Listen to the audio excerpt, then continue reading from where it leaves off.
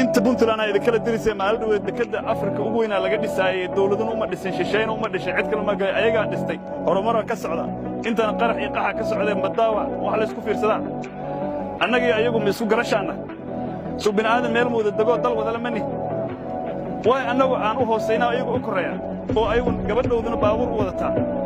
gabdhaheennuna ay aad u malaysaa digsi dabadiis marka la fiiriyo soo doqonimo والله وبالله تالله قف عن هوية هين وصومال لوك ميسانو ستير الدونك مركز دقال كدعو دادك بوليستا شروع للدجية دادك لو بوليسانا شروع للدجية ساقاشي كودة هوية دالكم بوليسانو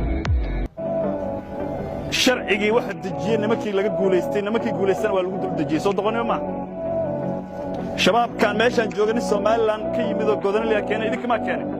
نمكو كوسو دقنا ناقين وكفرتي قرين وكقاتي بالعكتين وكقاتي وانا اللاي